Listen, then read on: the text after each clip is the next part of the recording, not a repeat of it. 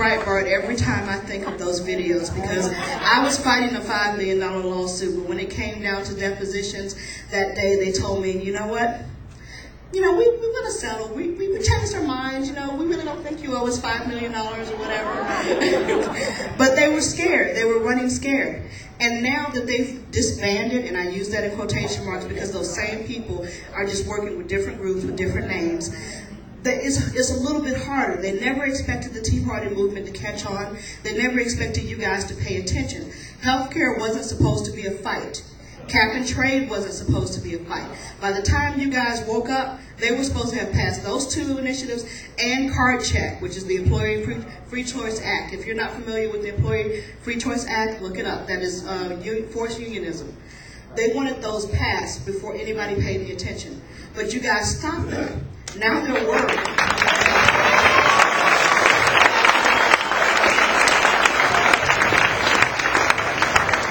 I've got undercover writers on my site, emergingcorruption.com, and they sent in on a Democrat strategy call about a week ago, and they're nervous. They can't put the money into all of the campaigns that they want, so they're trying to focus on massive GOTV efforts right before the election.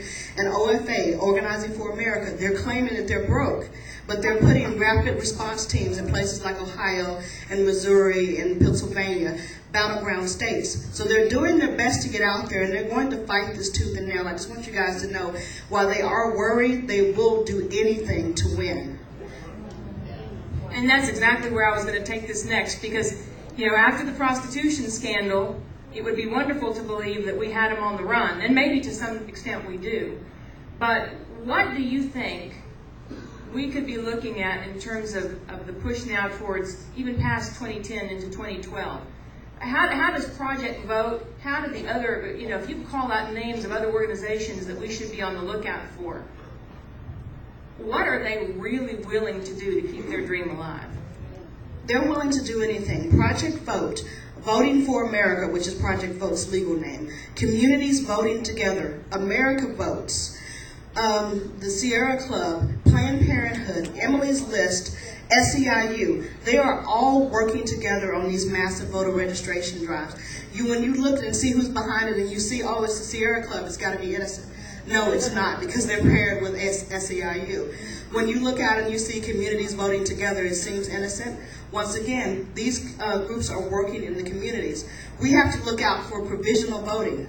I don't know how many of you are familiar with provisional voting, but the Help America Vote Act of 2002 gives someone the right to come into a precinct and say, I'm supposed to be here, I'm supposed to vote. And they will let them cast a provisional ballot if they refuse to leave and go to their right precinct. This doesn't mean anything in landslide victories, but if you have a contested election like what happened in Minnesota, those provisional votes can be counted up to 7 days after the election. And from what I understand in Minnesota, they were pulling ballots out of their trunk. We've got some more provisional ballots over here, or they were counted twice. You don't know what's being done with those ballots. Absentee ballots, high incidence of fraud in absentee ballots. That was something that ACORN was aware of, and they said they had to be ready for it. So just keep in mind, they're going to be looking to that. Another provision of the Help America Vote Act is list maintenance. It was passed in 2002 under Bush. So they couldn't get everything they want. They just wanted provisional voting, but they got list maintenance. That means that states have to be in compliance with federal law that all lists must be maintained, updated, and should be verified by at least one database, whether it be driver's license records or social security records. They've been fighting this for years. They call it voter caging, voter purging. They say it's racist. But if your state is not in compliance, you can sue the Secretary of State's office to make them update the list, take the dead voters off the rolls, and update houses that have been foreclosed on and the people have moved. If they're not doing this, they're not in compliance with the law, and they can be fined. So just be aware of that. That's right.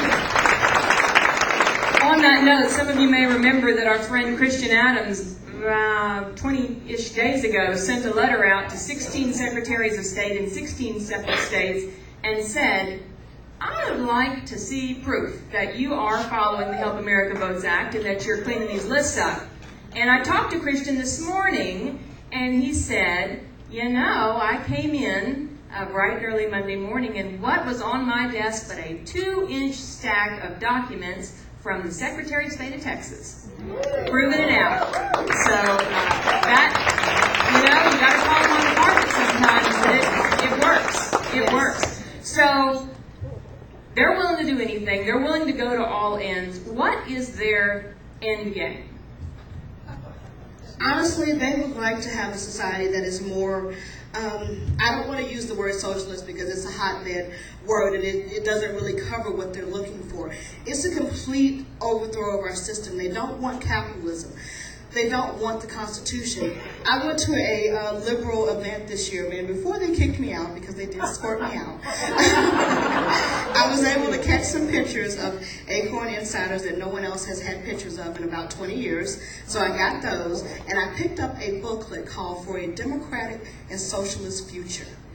In this book, they talk about once they take over our government, they're going to use the Constitution as a training tool for their activists on how to go out and keep you guys in line. I guess they need to know what what rights you think you have or whatever, so they can fight against it. But the whole booklet, and this is an event that Nancy Pelosi spoke at, and this whole booklet tells them how to plan for a socialist future. Taking away the Constitution, the Bill of Rights, ending capitalism, pushing more towards a utopian society where wealth is redistributed to everyone. All the poor people. There are no more rich people. We all have the same. Universal health care in ways that it takes your money and it gives it to the poor people, but not really, because it's going to the leaders. So everybody just becomes poor. There's just no more rich people. So this is what they're looking for, and they call it a democratic and socialist government. And this is what they're pushing for. And this event had Pelosi and Donna Edwards and a lot of big name Democrats that are out there working with these groups. And they all have an agenda, and the agenda is nothing that has anything to do with preserving the system, protecting the Constitution, and making sure that our economy bounces back.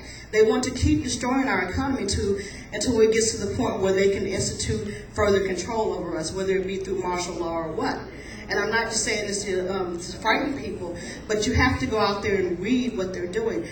You can actually search for a democratic and socialist future on Google, and it will come up with a web page that lists the chapters before they adopted it in July of 2009. But before they did, they put it on the web for their members to vote on. And I pulled a copy off of there, and I have the hard copy of the adopted resolutions. So just be aware of what's going on and know that it's not anything that's going to help people. And they will frame it as helping poor people, helping black people, helping kids that don't have insurance. And they use these things to pull at your heartstrings and to make you feel like you're a horrible person because you don't want this person dying of cancer to have free health care, when really and truly it's about control.